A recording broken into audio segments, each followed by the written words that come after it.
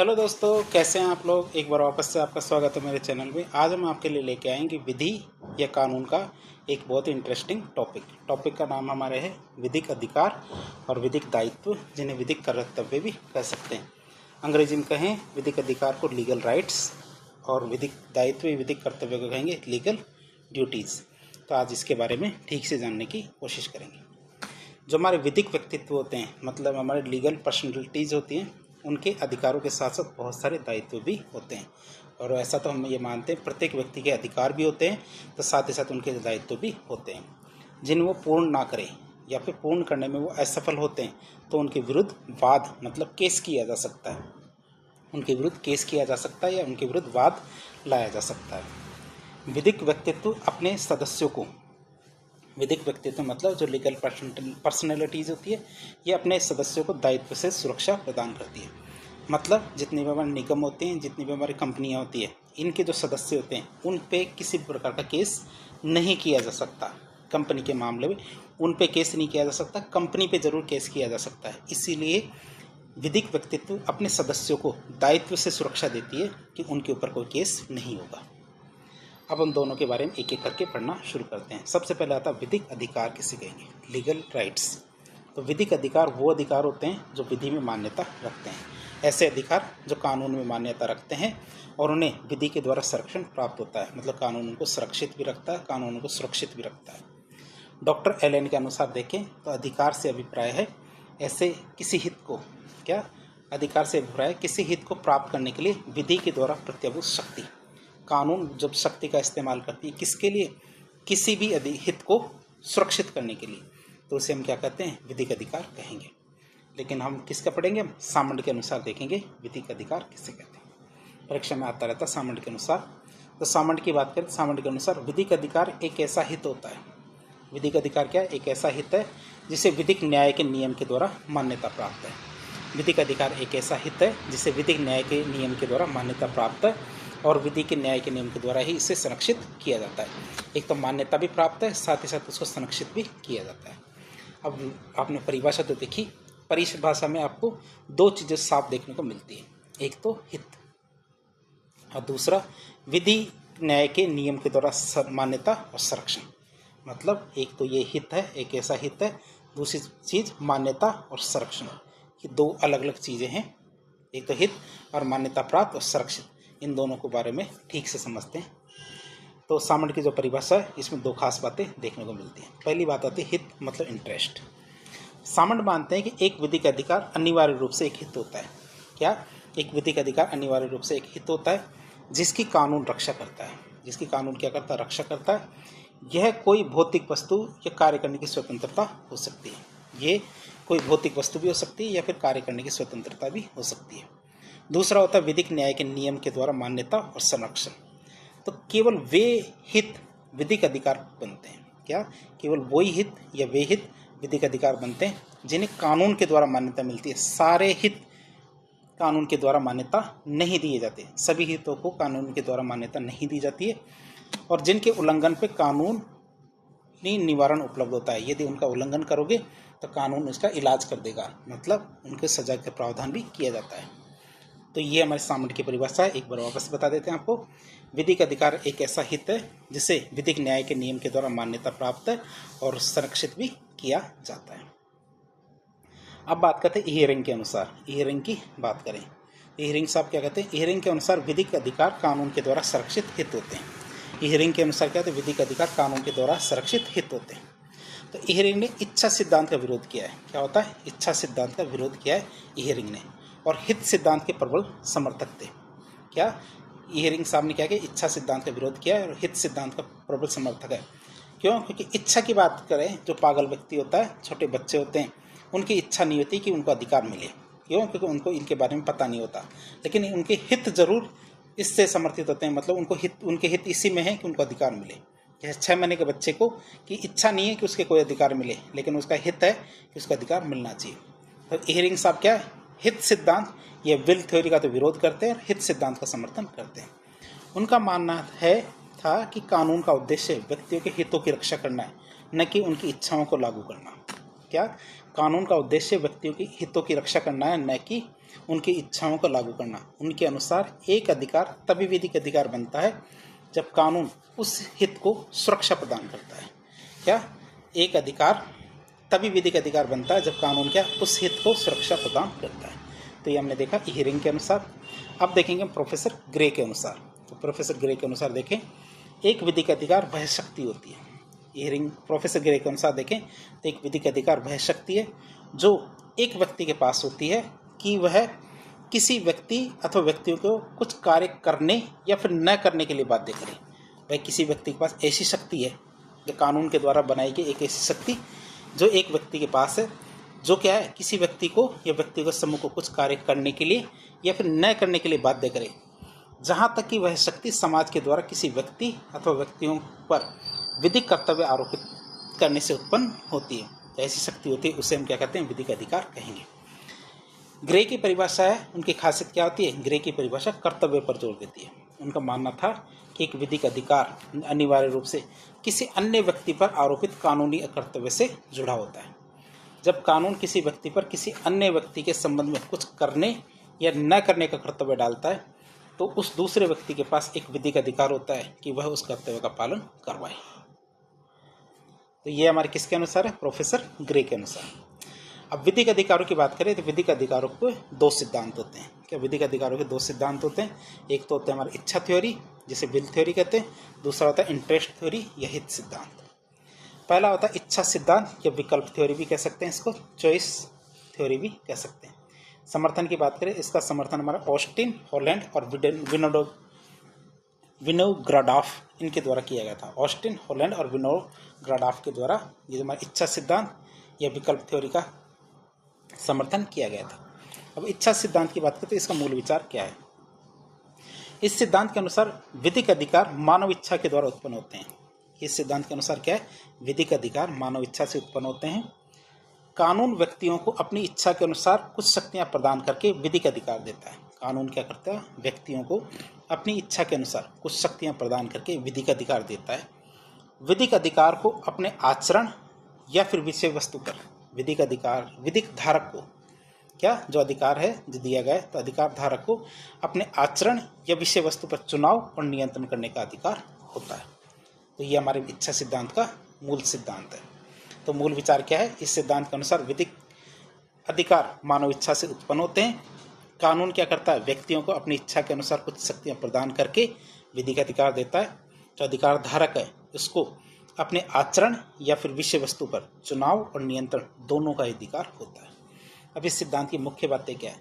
अधिकार धारक के पास यह तय करने की शक्ति होती है कि वह अधिकार का प्रयोग कैसे करे या फिर ना करे। दोनों ही चीज अधिकार होते हैं उसके पास कि वह अपने अधिकार का प्रयोग करना है तो कैसे करना है ये भी वह डिसाइड करेगा, और नहीं करना तो उसकी इच्छा है, करो तो करो नहीं तो मत करो, लेकिन दिया जाता है।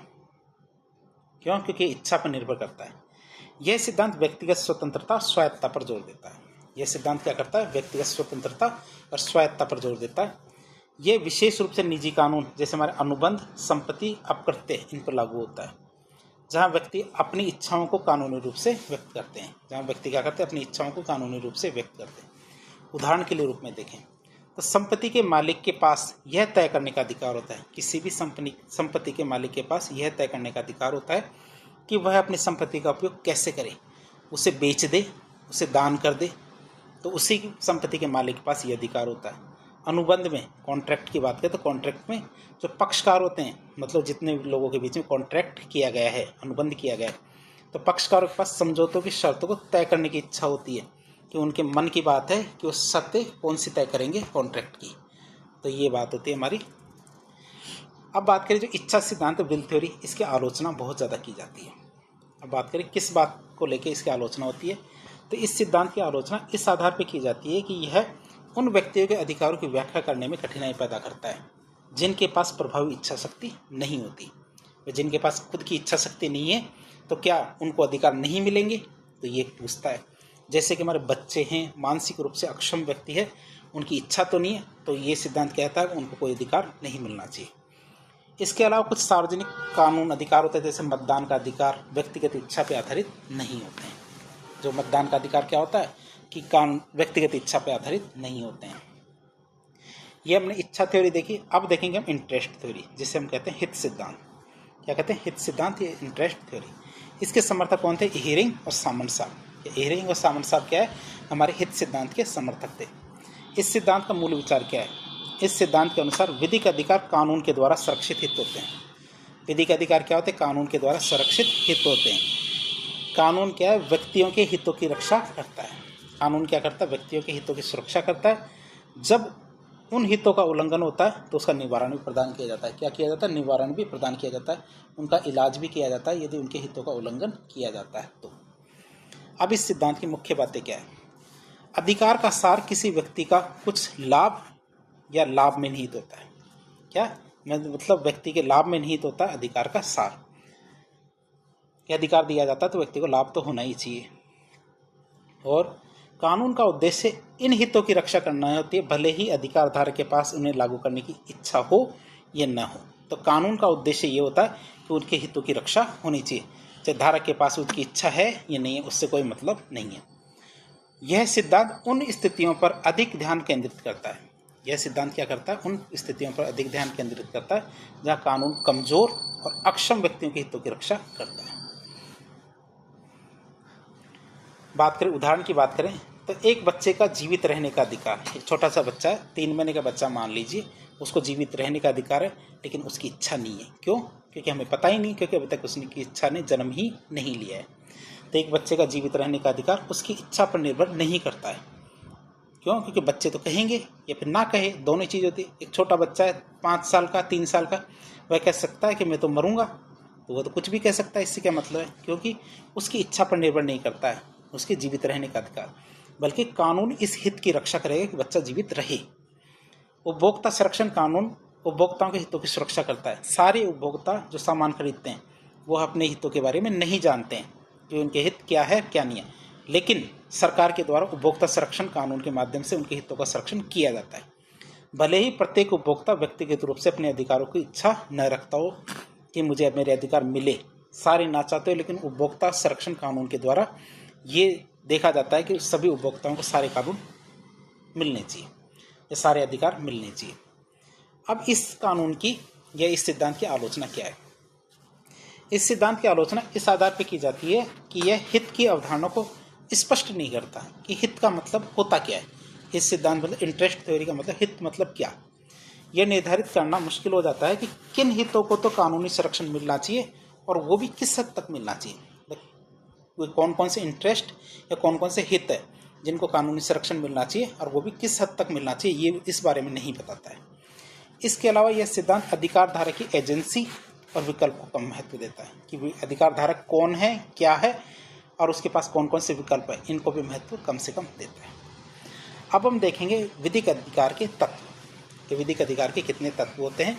सामंत के अनुसार देखें तो विधिक अधिकार के 5 आवश्यक तत्व होते हैं। आप इनको बेहतर तरीके से समझ जाएंगे कि जब भी विधिक अधिकार देंगे लेंगे तो विधिक अधिकार के बारे में आपको पता होना चाहिए कि उनके तत्व कौन से होते हैं।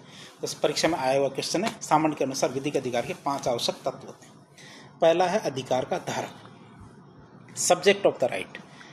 यह वो व्यक्ति होता है, यह व्यक्तियों का समूह भी हो सकता है, जिसके पास अधिकार निहित है, यानी जो उस अधिकार का स्वामी होता है। क्या आप समझ जाएंगे? यह वह व्यक्ति होता है। भाई क्या हम किसी को अधिकार दे रहे हैं तो कोई व्यक्ति तो होना चाहिए या फिर व्यक्तियों का समूह जिसको हम अधिकार दे रहे हैं। तो पहला तत्व तो यही होता है अधिकार का धारक, मतलब सब्जेक्ट ऑफ द राइट। उदाहरण के लिए देखें, जैसे रमेश एक कार का मालिक है। रमेश ने क्या एक कार खरीदी तो रमेश एक कार का मालिक हो गया। तो रमेश अधिकार का धारक है कि सारे अधिकार किस में निहित हो गए हैं? रमेश के अंदर। किसके संबंध में? उस कार के संबंध में। उस कार के संबंध में सारे अधिकार किसके अंदर आ गए? रमेश के अंदर। तो अधिकार का धारक कौन हुआ? रमेश। दूसरा होता है अधिकार का विषय। क्या आता है? अधिकार का विषय मतलब बताना तो पड़ेगा कि रमेश के पास अधिकार तो है, लेकिन है क्या अधिकार वो। दूसरा आता है फिर अधिकार का विषय कि रमेश को कौन कौन से अधिकार दिए गए।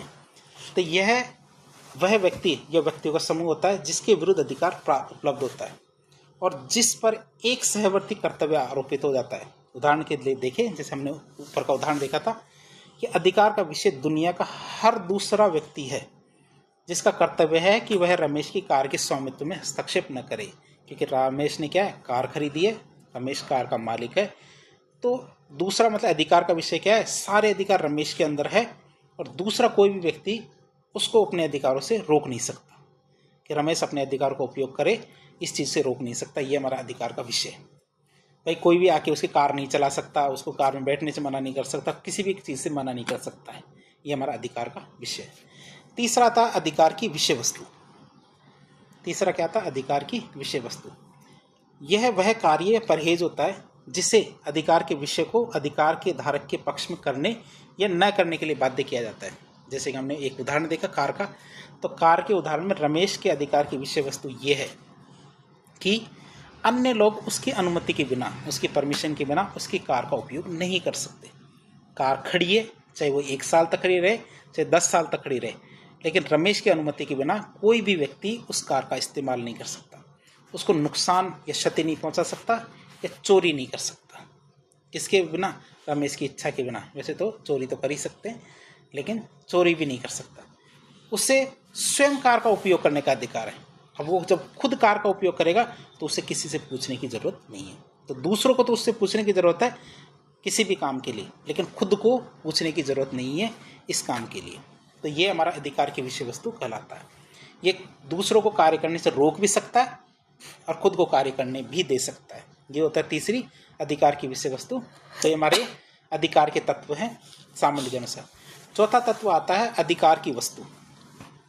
चौथा क्या आता है तत्व, अधिकार की वस्तु, ऑब्जेक्ट ऑफ द राइट। तो यह वह चीज़ या विषय वस्तु होती है जिस पर अधिकार का प्रयोग किया जाता है। क्या, यह वो वस्तु या चीज़ होती है जिस पर अधिकार का प्रयोग किया जाता है। जैसे कार का उदाहरण देख लेते हैं, तो कार अधिकार की वस्तु है कि रमेश अपने सारे अधिकार किस पे लागू कर रहा है, किसी व्यक्ति पे तो नहीं, उस कार पे। क्यों, क्योंकि वो कार उसकी है। तो ये वो चीज़ है जिसके संबंध में अधिकार मौजूद है और कर्तव्य का पालन किया जाना है। तो इसमें क्या है, अधिकार की विषय वस्तु कौन हुई, कार। फिर आता अधिकार का हक, टाइटल ऑफ द राइट। अधिकार के हक की बात करें तो यह उन निश्चित तथ्यों और घटनाओं को संदर्भित करता है। यह उन निश्चित तथ्यों और घटनाओं को संदर्भित करता है जिनके कारण अधिकार अपने स्वामी में निहित हुआ है। भाई ऐसा क्या हो गया जिसकी वजह से कार के सारे अधिकार रमेश को मिल गए। तो ये उन घटनाओं को और उन तथ्यों के बारे में बताता है जिन्हें हम अधिकार का हक कहते हैं। कार के उदाहरण में देखा तो रमेश को ये अधिकार का हक किसी और से कार खरीदने के बाद मिला है। भाई उसे क्यों मिला है, क्योंकि उसने वो कार खरीदी है किसी से, क्या, या फिर उसे विरासत में मिली है या फिर गिफ्ट में मिली है, लेकिन उसे ये हक तब मिला है। तो ये 5 तत्व थे हमारे किसके, अधिकार के। तो ये किसके अनुसार है, सामान्य के अनुसार विधिक अधिकार के 5 आवश्यक तत्व हैं। पहला तत्व है अधिकार का धारक, दूसरा अधिकार का विषय, तीसरा अधिकार की विषय वस्तु, चौथा अधिकार की वस्तु, पांचवा हमारा अधिकार का हक। तो हमारे सामान्य के अनुसार अधिकार के 5 तत्व हैं।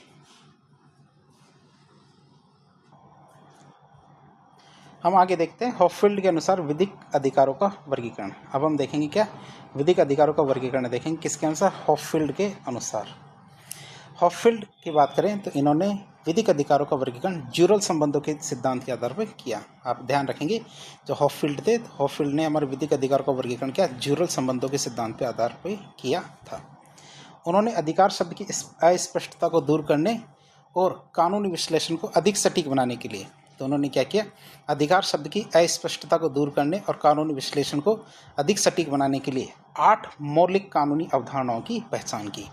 ध्यान रखना गिनती की कि कितने कानूनी अवधारणाएं, 8 मौलिक कानूनी अवधारणाओं की पहचान की है,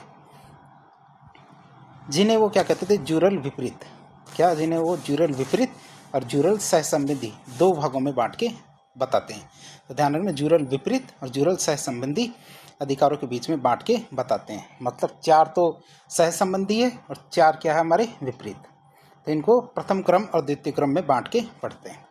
तो हॉफील्ड की बात करें, हॉफील्ड के अनुसार विधिक अधिकारों का वर्गीकरण देखें तो पहला आता प्रथम क्रम संबंध। तो ये सीधे तौर पे क्या है, किसी कार्य या फिर परहेज से संबंधित होते हैं।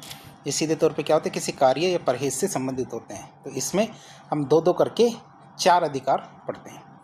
जो कानूनी अधिकार है या विधिक अधिकार है तो उनको 2-2 करके पढ़ते हैं। पहले 2 अधिकार आते हैं हमारे अधिकार और कर्तव्य, जिसे क्या कहते हैं, राइट्स और ड्यूटी। सबसे पहले बात करते हैं अधिकार की, कि इसमें आप समझेंगे कि यदि क के पास ख के विरुद्ध कुछ करने का अधिकार है, क्या, यदि कै के पास ख के विरुद्ध कुछ करने का अधिकार है तो इसका सहसंबंधी है क्या, कि ख का कै के प्रति कुछ कार्य करने का कर्तव्य है। क्या, कै के पास ख के विरुद्ध कुछ करने का अधिकार है तो इसका सहसंबंधी क्या है, ख का कै के प्रति कुछ कार्य करने का कर्तव्य है। अधिकार हमेशा किसी और पर आरोपित कर्तव्य से जुड़ा होता है। अधिकार क्या होता है, हमेशा किसी और पर आरोपित जो कर्तव्य होता है उससे जुड़ा होता है। इस बात को आप उदाहरण से समझ जाएंगे। कैसे, कि यदि गणेश ने सुरेश से पैसे उधार लिए हैं, गणेश ने क्या किया, सुरेश से पैसे उधार लिए हैं, नहीं, गणेश ने सुरेश को पैसे उधार दिए हैं, तो गणेश के पास सुरेश से पैसे मांगने का अधिकार है। क्यों, क्योंकि गणेश ने सुरेश को पैसे दिए हैं तो गणेश के पास सुरेश से पैसे मांगने का अधिकार है, और सुरेश का ये कर्तव्य है कि वह गणेश को पैसे वापस करे। तो एक का अधिकार है तो दूसरे का कर्तव्य है, और दोनों क्या है, सहसंबंधी है। ये पहला आता है। दूसरा आता है हमारे क्या, कि विशेषाधिकार या फिर स्वतंत्रता, और दूसरे का क्या, कोई अधिकार नहीं। एक व्यक्ति को यदि विशेषाधिकार दी गई है या फिर स्वतंत्रता दी गई है तो दूसरे का इस मामले में कोई अधिकार नहीं होगा। तो इसमें देखें तो विशेषाधिकार स्वतंत्रता की बात करें कि यदि कै के पास कुछ करने का विशेषाधिकार स्वतंत्रता है तो इसका सहसंबंधी है, कै के पास कै को ऐसा करने से रोकने का कोई अधिकार नहीं है। कि यदि कै के पास कुछ करने का विशेषाधिकार या स्वतंत्रता है तो इसका सहसंबंधी की कौन सी बात हुई, कि कै के पास कै को ऐसा करने से रोकने का कोई अधिकार नहीं है। क्यों, क्योंकि विशेषाधिकार कर्तव्य की अनुपस्थिति को दर्शाता है। यदि किसी भी मामले में किसी व्यक्ति को विशेषाधिकार मिला हुआ है तो यह क्या कर बताता है, हमारे कर्तव्य की अनुपस्थिति को दर्शाता है। उदाहरण से आप समझ जाएंगे। कैसे, कि यदि गणेश सार्वजनिक पार्क में चलने के लिए स्वतंत्र है, भाई कोई सार्वजनिक पार्क है तो गणेश की इच्छा है, मन है कि वो सार्वजनिक पार्क में चलने के लिए स्वतंत्र है, जब चाहे जब चल सकता है। तो सुरेश के पास गणेश को ऐसा करने से रोकने का कोई अधिकार नहीं है। कि दूसरा व्यक्ति है, मतलब किसी को भी गणेश को ऐसा करने से रोकने का कोई अधिकार नहीं है कि वो पार्क में जाने से, भाई कह नहीं सकता कि तुम पार्क में नहीं जा सकते। तो सुरेश के पास गणेश को ऐसा करने से रोकने का कोई अधिकार नहीं है। गणेश पर ऐसा करने का कर्तव्य भी नहीं है कि वो पार्क में घूमे ही घूमे, उसका कोई कर्तव्य नहीं है। और सुरेश के पास गणेश को रोकने का कोई अधिकार भी नहीं है। क्या, सुरेश के पास गणेश को रोकने का अधिकार भी नहीं है। तो ये हमने दो संबंध देखे, चार अधिकार देखे हमने, कौन से, जो सहसंबंधी है। दूसरे आते हैं द्वितीय क्रम संबंध। तो ये कानूनी संबंधों को बदलने की शक्ति से संबंधित होते हैं। ये क्या होते हैं, कानूनी संबंधों को बदलने की शक्ति से संबंधित होते हैं। तो इसमें भी हम चार अधिकार देखेंगे, कौन कौन से। एक तो आता हमारा शक्ति और दायित्व। क्या होता है, शक्ति और दायित्व का बात करें तो ये विरोधी होते हैं। ये क्या होते हैं, विरोधी। कैसे, कि शक्ति की बात करें कि यदि कै के पास कानूनी संबंधों को बदलने की शक्ति है, देखो एक व्यक्ति है कै नाम का, उसके पास क्या कानूनी संबंधों को बदलने की शक्ति है, तो इसका सहसंबंधी क्या, ख। क्या सहसंबंधी, ख। तो ख उस परिवर्तन के प्रति दायित्व रखता है। जो परिवर्तन है जो हमारे कै के पास है, शक्ति है ऐसी, तो उस परिवर्तन के प्रति वो क्या है, दायित्व रखता है। तो कानूनी शक्ति क्या, कानूनी स्थिति में परिवर्तन लाने की क्षमता होती है। क्या, शक्ति क्या होती है, कानूनी स्थिति में परिवर्तन लाने की क्षमता होती है। उदाहरण के रूप में देखें कि यदि गणेश के पास अनुबंध मतलब कॉन्ट्रैक्ट को रद्द करने की शक्ति है तो सुरेश इस संभावना के प्रति उत्तरदायी है कि अनुबंध रद्द किया जा सकता है। कि यदि गणेश कॉन्ट्रैक्ट को रद्द करने की शक्ति रखता है तो सुरेश इस संभावना के प्रति उत्तरदायी होता है कि वो भी रद्द कर सकता है। अगली आती है हमारी कौन सी कानून, विधिक अधिकार या कानूनी अधिकार। ये हमारे क्या, उन्मुक्ति और अक्षमता। उन्मुक्ति की बात करें कि यदि कै कुछ, मतलब कै नाम का व्यक्ति है, ये कुछ कानूनी शक्ति से उन्मुक्त है, मतलब कि कोई कानूनी शक्ति, जैसे हमारे राष्ट्रपति होते हैं, उपराष्ट्रपति होते हैं, इनको कुछ विशेषाधिकार ऐसे मिले हुए हैं कि बहुत सारी चीज़ें उन पर लागू नहीं होती। तो लागू नहीं होना मतलब उन्मुक्त होना। तो यदि कै कुछ कानूनी शक्ति से उन्मुक्त है, मतलब कुछ कानूनी शक्तियाँ किसी व्यक्ति पर लागू नहीं होगी, तो इसका सहसंबंधी है ख। तो ख के पास कै पर उस शक्ति का प्रयोग करने की अक्षमता है। कि जैसे कि हमारे संसद के लिए विशेषाधिकार मिले होते हैं कि उन्हें संसद के कार्य परिसर के अंदर गिरफ्तार नहीं किया जा सकता, तो गिरफ्तारी के प्रति उन्मुक्त है वो। जैसे हमारे सांसद क्या होते हैं, संसद परिसर में गिरफ्तारी के प्रति उन्मुक्त होते हैं, तो कोई भी व्यक्ति उनको गिरफ्तार नहीं कर सकता। तो कै पर उस शक्ति का प्रयोग करने की अक्षमता है ख की। उन्मुक्ति कानूनी शक्ति के अधीन न होने की स्थिति होती है। उन्मुक्ति का मतलब क्या होता है कि कोई भी चीज़ या कोई भी व्यक्ति कानूनी शक्ति के अधीन नहीं है, तो वही उन्मुक्ति कहलाएगी।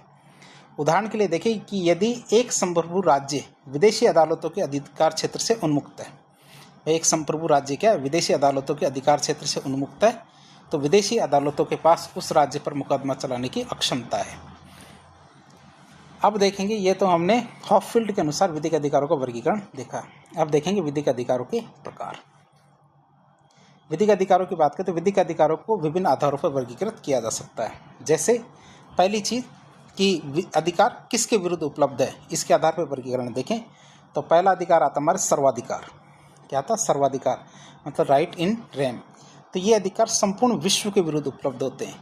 ये अधिकार क्या होते हैं? संपूर्ण विश्व के विरुद्ध उपलब्ध होते हैं। अर्थात हर व्यक्ति पर यह कर्तव्य होता है कि वह इन अधिकारों का सम्मान करे और उसका उल्लंघन न करे। जैसे कि हमारी संपत्ति का अधिकार, शारीरिक अखंडता का अधिकार। तो इस तरह के अधिकार क्या होते हैं? पूरे के पूरे विश्व के खिलाफ मिलते हैं। फिर आता व्यक्तिगत अधिकार, मतलब राइट्स इन पर्सोनम। तो ये अधिकार किसी विशेष व्यक्ति या व्यक्तियों के समूह के विरुद्ध उपलब्ध होते हैं। ये अधिकार क्या होते हैं? किसी विशेष व्यक्ति या व्यक्तियों के समूह के विरुद्ध उपलब्ध होते हैं और ये अक्सर अनुबंध या अन्य किसी विशिष्ट कानूनी संबंधों से उत्पन्न होते हैं। उदाहरण के लिए देखें तो अनुबंध के तहत किसी व्यक्ति से भुगतान प्राप्त करने का अधिकार, क्या कॉन्ट्रैक्ट या अनुबंध के तहत किसी व्यक्ति से भुगतान प्राप्त करने का अधिकार एक तरह का व्यक्तिगत अधिकार है। फिर आता है अधिकारों की विषय वस्तु के आधार पे। यदि अधिकारों का वर्गीकरण देखें, किसकी? अधिकारों की विषय वस्तु के आधार पे। तो एक अधिकार होता है हमारा सकारात्मक अधिकार, एक होता हमारा नकारात्मक अधिकार। सकारात्मक अधिकार की बात करें तो इन अधिकारों के अनुरूप दूसरे व्यक्ति पर कुछ करने का सकारात्मक कर्तव्य होता है। भाई इन अधिकारों के अनुरूप क्या दूसरे व्यक्ति पर कुछ करने का सकारात्मक कर्तव्य होता है। जैसे कि सरकार का नागरिकों को शिक्षा प्रदान करने का कर्तव्य है। क्या? सरकार का नागरिकों को शिक्षा प्रदान करने का कर्तव्य है, जिसके परिणाम स्वरूप नागरिकों का शिक्षा का सकारात्मक अधिकार है। तो कुछ करने का अधिकार है वो सकारात्मक अधिकार, और कुछ नहीं करने का अधिकार होगा वो नकारात्मक अधिकार। तो इन अधिकारों के अनुरूप दूसरे व्यक्ति पर कुछ न करने या फिर हस्तक्षेप न करने का नकारात्मक कर्तव्य कहलाएगा। देखो ऐसा अधिकार कि कुछ करना है, नहीं करना, या फिर दूसरे को रोकना, ये हमारे नकारात्मक अधिकार होते हैं। कि जैसे भाषण की स्वतंत्रता का अधिकार, जिसके तहत सरकार अन्य व्यक्तियों पर यह कर्तव्य है कि वे किसी व्यक्ति को बोलने से नहीं रोकेगी। क्या? कोई भी व्यक्ति या सरकार या कोई भी संस्था क्या किसी भी व्यक्ति को बोलने से नहीं रोकेगी। ये हमारे क्या होते हैं? नकारात्मक अधिकार होंगे। अब बात करेंगे हम अधिकारों के स्वरूप के आधार पर अधिकारों के प्रकार। एक प्रकार होता है हमारा स्वामित्व अधिकार। तो ये अधिकार किसी व्यक्ति की संपत्ति और संपत्ति के मूल्य से संबंधित होते हैं। जो स्वामित्व के अधिकार क्या होते हैं? किसी व्यक्ति की संपत्ति या संपत्ति के मूल्य से संबंधित होते हैं। जैसे भूमि का स्वामित्व, पेटेंट का अधिकार इससे संबंधित है। दूसरे होते हैं व्यक्तिगत अधिकार। तो ये अधिकार किसी व्यक्ति की प्रतिष्ठा, शारीरिक अखंडता और व्यक्तिगत स्वतंत्रता से संबंधित होते हैं, और मतलब इनका कोई आर्थिक मूल्य नहीं होता। जैसे मानहानि के विरुद्ध अधिकार, जीवन का अधिकार, इनका मूल्य तो नहीं होता, लेकिन ये बहुत ही महत्वपूर्ण होते हैं। क्यों? क्योंकि व्यक्तिगत अधिकार है, किसी व्यक्ति की प्रतिष्ठा, शारीरिक अखंडता और व्यक्तिगत स्वतंत्रता से संबंधित अधिकार होते हैं। अगला आता है परिवर्तनीयता, मतलब एनफोर्सेबिलिटी की बात करें। इसके आधार पर जो विधिक अधिकार है उनका वर्गीकरण देखें तो एक होता है मेरा पूर्ण अधिकार, एक होते हैं अपूर्ण अधिकार। पूर्ण अधिकार की बात करें तो ये अधिकार कानून द्वारा मान्यता प्राप्त और पूर्ण रूप से परिवर्तनीय होते हैं। ये क्या होते हैं? अधिकार क्या होते हैं? कानून द्वारा मान्यता प्राप्त और पूर्ण रूप से परिवर्तनीय होते हैं। उल्लंघन होने पर न्यायालय में मुकदमा दायर भी किया जा सकता है। इनकी बात करें तो इनके उल्लंघन होने पर न्यायालय में मुकदमा भी दायर किया जा सकता है। जैसे हमारे अनुबंध के तहत अधिकार होते हैं, कॉन्ट्रैक्ट के तहत जो अधिकार होते हैं वो हमारे क्या कहलाते हैं? पूर्ण अधिकार या परफेक्ट राइट कहलाते हैं। अपूर्ण अधिकार की बात करें तो ये अधिकार कानून द्वारा मान्यता प्राप्त होते हैं। क्या? कानून द्वारा मान्यता प्राप्त होते हैं, लेकिन इन्हें पूर्ण रूप से लागू नहीं कर सकते। कानून द्वारा मान्यता प्राप्त होते हैं, लेकिन क्या इन्हें पूर्ण रूप से लागू नहीं किया जा सकता। अक्सर इन पर क्या समय सीमा का नियम लागू होता है। अक्सर इन पर क्या होता है? समय सीमा का नियम लागू होता है। जैसे कि हमारे समय बाधित ऋण की वसूली का अधिकार, ये मतलब एक समय के बाद यदि लोन का पैसा नहीं आया तो वसूल करने का अधिकार भी होता है। तो ये हमारे अपूर्ण अधिकार होते हैं कि वो समय सीमा नहीं हो तो वो अधिकार नहीं मिलेगा।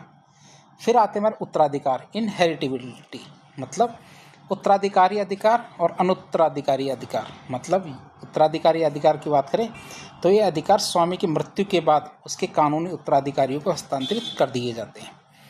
ये अधिकार क्या होते हैं? स्वामी की मृत्यु हो जाए तो मृत्यु के बाद उसके जो कानूनी उत्तराधिकारी होते हैं उनको हस्तांतरित कर दिए जाते हैं, जैसे हमारे संपत्ति का अधिकार।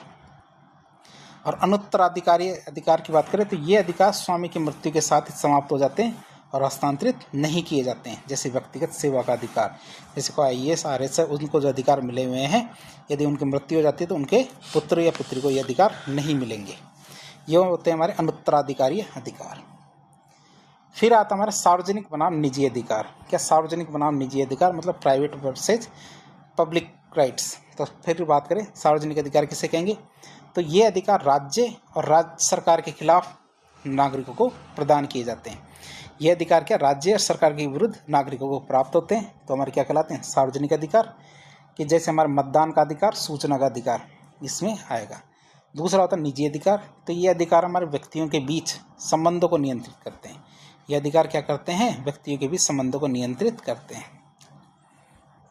उदाहरण के लिए देखें तो अनुबंध के तहत अधिकार और संपत्ति के संबंध में अधिकार, ये दोनों अधिकार क्या होते हैं? हमारे निजी अधिकार कहलाते हैं।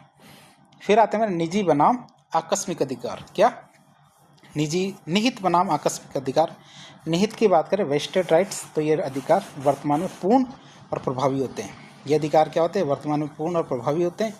दूसरे होते हैं आकस्मिक अधिकार। तो ये अधिकार किसी भविष्य की घटना घटित हो जाए या न हो, किसी शर्त पे आधारित होते हैं। तो ये आकस्मिक अधिकार होते हैं कि भविष्य में कोई घटना घटित होगी तो उसके आधार पे आपको ये अधिकार मिलेंगे, और नहीं हुई तो भी मिलेंगे। तो मतलब इस तरह की कोई बात हो तो उसे हम आकस्मिक अधिकार कहेंगे।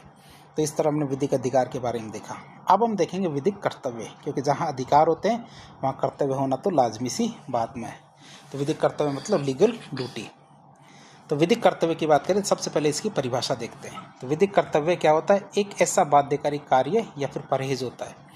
विधिक कर्तव्य क्या होता है? एक ऐसा बाध्यकारी कार्य या परहेज होता है जिसे कानून के द्वारा किसी व्यक्ति या व्यक्तियों पर आरोपित किया जाता है। जिसे क्या है?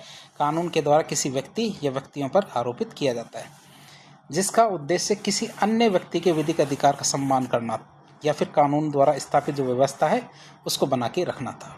तो उसका कर्तव्य ही।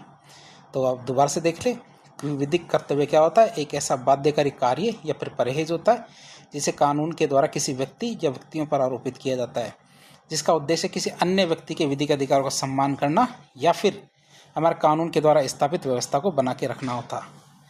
विधिक कर्तव्य का उल्लंघन विधिक रूप से गलत माना जाता है। यदि कोई विधिक कर्तव्य का उल्लंघन करता है तो इसे विधिक रूप से गलत माना जाता है, और इसके लिए कानूनी भुगतान भी परिणाम भी भुगतने पड़ सकते हैं यदि कोई ऐसा करता हो तो। अब प्रोफेसर ग्रे के अनुसार इसकी परिभाषा देखिए विधिक कर्तव्य की। तो प्रोफेसर ग्रे के अनुसार विधिक कर्तव्य वह बाध्यता होती है। प्रोफेसर ग्रे के अनुसार क्या होता है? विधिक कर्तव्य वह बाध्यता है जिसके अनुसार एक व्यक्ति को किसी निश्चित कार्य से एक व्यक्ति को किसी निश्चित कार्य से निश्चित तरीके से कार्य करना होता है, और यदि वह ऐसा करने में विफल रहता है तो उसे न्यायालय के द्वारा दंडित किया जा सकता है। ये हमारे सरकारी अफसर होते हैं उन पर लागू होते हैं कि उनको क्या है? किसी निश्चित तरीके से कार्य करने के लिए लगाया गया है, और वो यदि ऐसा नहीं करते हैं तो न्यायालय द्वारा उन्हें दंडित किया जाएगा। प्रोफेसर ग्रे की बात करें तो इनका मत है कि कर्तव्यों के परिवर्तनीयता पर लागू, ये क्या है? ग्रे का मत क्या है? कर्तव्य के परिवर्तनीय पहलू पर जोर देता है कि ये कहते हैं कानून लागू होना जरूरी है। उनके अनुसार कोई दायित्व तभी विधिक कर्तव्य बनता है जब राज्य के पास उसे लागू करने और उल्लंघन करने पर दंड करने की शक्ति हो, तभी वह विधिक कर्तव्य माना जाएगा। कि वो यदि कोई भी कर्तव्य क्या है तभी विधिक कर्तव्य बनेगा जब राज्य के पास उसे लागू करने की और न्यायालय के द्वारा यदि वो उल्लंघन हो तो उसको दंड देने की शक्ति हो, तभी वह विधिक कर्तव्य माना जाएगा। हिबर्ट के अनुसार देखें हमारे विधिक कर्तव्य की कि विधिक कर्तव्य क्या होता है हिबर्ट के अनुसार।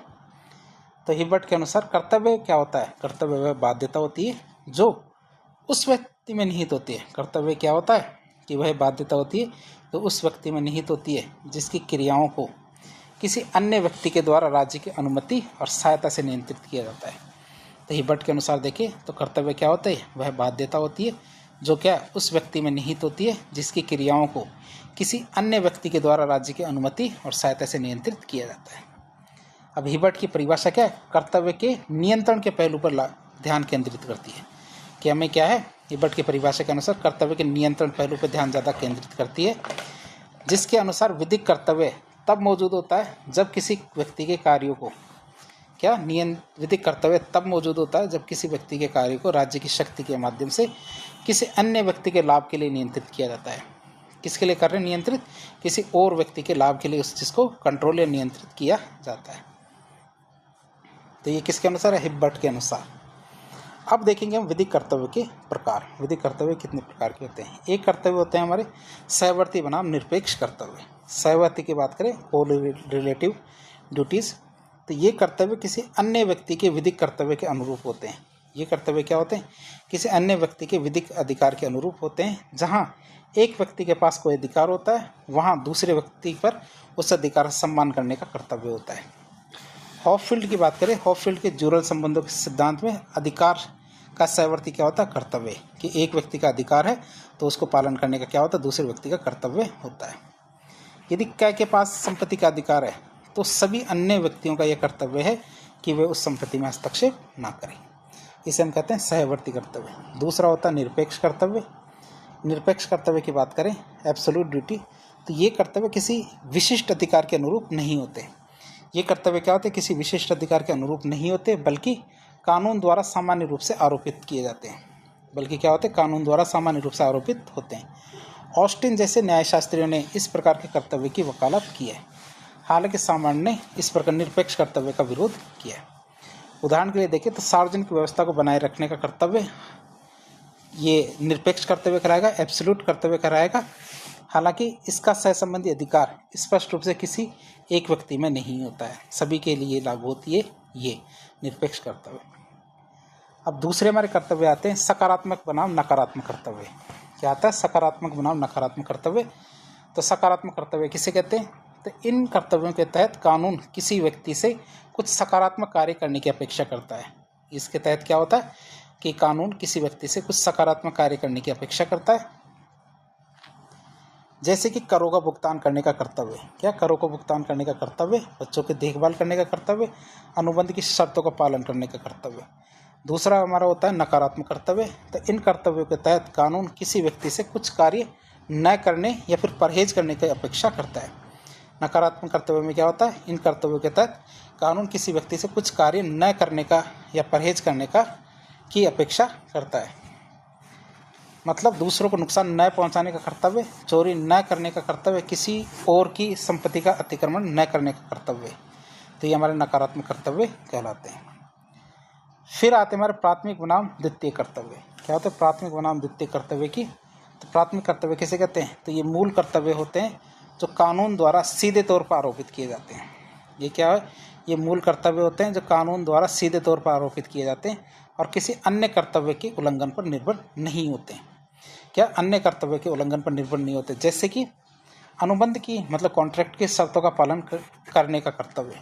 जो भी कॉन्ट्रैक्ट किया गया, अनुबंध किया गया, तो अनुबंध की जो शर्तें हैं उनको पालन करने का कर्तव्य इसके अंदर आता है। और दूसरों को शारीरिक क्षति न पहुंचाने का कर्तव्य भी इसके अंदर आता है। क्या? दूसरों को शारीरिक क्षति न पहुंचाने का कर्तव्य भी इसके अंदर आता है। दूसरा आता हमारा द्वितीय कर्तव्य, सेकेंडरी ड्यूटीज। तो ये कर्तव्य क्या होते हैं? प्राथमिक कर्तव्य के उल्लंघन के परिणाम स्वरूप उत्पन्न होते हैं। द्वितीय कर्तव्य क्या होते हैं? प्राथमिक कर्तव्य के उल्लंघन के स्वरूप क्या होते हैं? उत्पन्न होते हैं। इन्हें क्या निवारण और मंजूरी देने वाले कर्तव्य भी कहते हैं। इन्हें क्या कहते हैं? निवारक या मंजूरी देने वाले कर्तव्य भी कहते हैं। जैसे कि हमारे कोई किसी की कॉन्ट्रैक्ट है, वो भंग हो जाए, अनुबंध के भंग होने पर क्षतिपूर्ति या भुगतान करने का कर्तव्य। कि यदि कोई व्यक्ति अनुबंध करता है पहले, फिर उसको भंग कर देता है, तो जैसी शर्तें थी तो क्षतिपूर्ति जो हुई है उसका भुगतान करना पड़ेगा। या फिर अब करते हैं मतलब किसी ने नुकसान कर दिया, कोई गाड़ी चला रहा है, गाड़ी चलाते किसी का नुकसान कर दिया, किसी में ठोक दिया, तो अब कृत्य किया आपने, तो उसके नुकसान की भरपाई करने का कर्तव्य क्या कहलाता है? द्वितीय कर्तव्य। वैसे तो आपका ये कर्तव्य था नहीं, लेकिन अब ये द्वितीय कर्तव्य मतलब आपने आपका एक कर्तव्य नहीं निभाया, इस वजह से आपको दूसरा कर्तव्य निभाना पड़ेगा। फिर आता हमारा सार्वजनिक बनाम निजी कर्तव्य। क्या? सार्वजनिक बनाम निजी कर्तव्य। तो सार्वजनिक कर्तव्य कौन से होते हैं? वे कर्तव्य, ये कर्तव्य क्या? राज्य या समाज के प्रति होते हैं। ये कर्तव्य क्या होते हैं? राज्य या समाज के प्रति होते हैं। इनका उद्देश्य सार्वजनिक कल्याण और व्यवस्था को बनाए रखना होता है। कि इनका उद्देश्य क्या होता है? सार्वजनिक कल्याण और व्यवस्था को बनाए रखना होता है। जैसे कानून का पालन करने का उद्देश्य कर्तव्य, देश की रक्षा करने का कर्तव्य। क्या? हमारे कानून का पालन करने का कर्तव्य, देश की रक्षा करने का कर्तव्य हमारा सार्वजनिक कर्तव्य कहलाता है। दूसरा होता है हमारा निजी कर्तव्य। तो ये कर्तव्य हमारे विशिष्ट व्यक्तियों के प्रति होते हैं और विशिष्ट संबंधों या समझौतों से उत्पन्न होते हैं। भाई ये हमारे प्राइवेट या निजी कर्तव्य कौन से होते हैं? ये कर्तव्य हमारे विशिष्ट व्यक्तियों के प्रति होते हैं, खास व्यक्ति होते हैं, उनके प्रति होते हैं, सबके प्रति नहीं होते हैं। और ये हमारे व्यक्तिगत संबंध होते हैं, ये समझौते उनसे उत्पन्न होते हैं ऐसे कर्तव्य। जैसे कि देखें, हमारे अनुबंध के तहत या कॉन्ट्रैक्ट के तहत एक पक्ष का दूसरे पक्ष के प्रति कर्तव्य, माता पिता का अपने बच्चों के प्रति कर्तव्य निजी कर्तव्य कहलाएगा।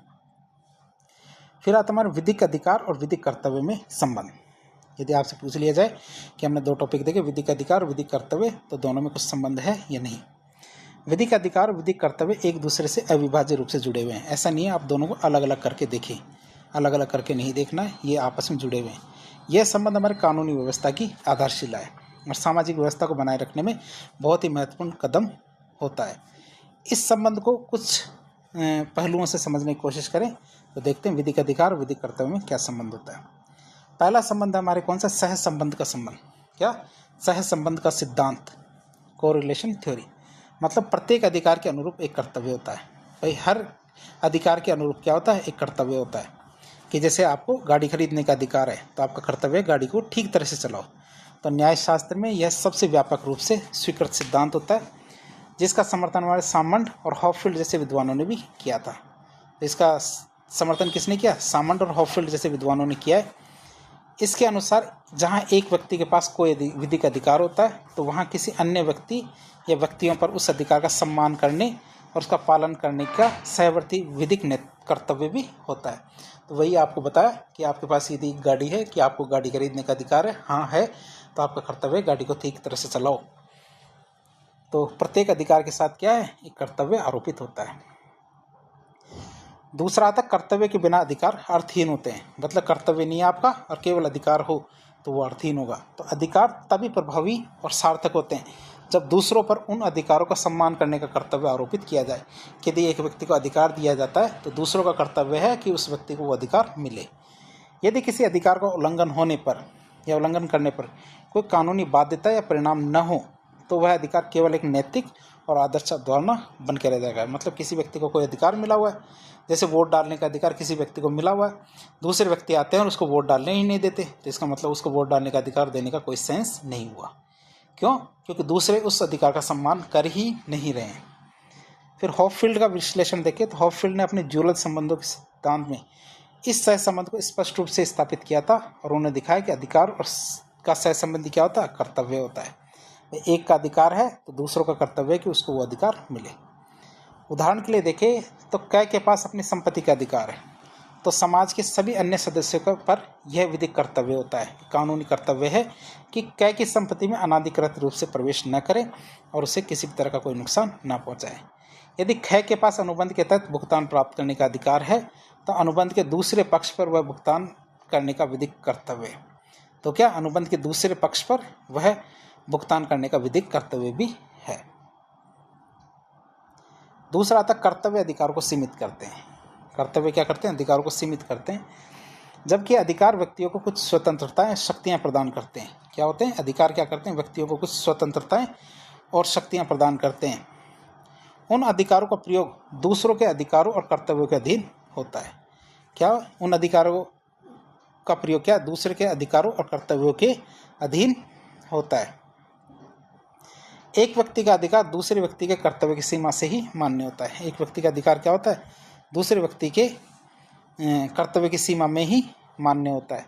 कानूनी अधिकारों और कर्तव्यों के बीच संतुलन स्थापित करने का प्रयास करता है। कानून क्या करता है? अधिकारों और कर्तव्यों के बीच में कानून क्या करता है? अधिकारों और कर्तव्यों के बीच में संतुलन स्थापित करने का प्रयास करता है ताकि समाज में सामंजस्य और व्यवस्था बनी रहे।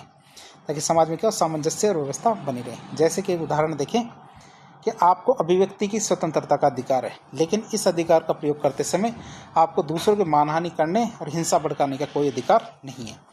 क्यों? क्योंकि दूसरों को अपनी प्रतिष्ठा और सुरक्षा का अधिकार है।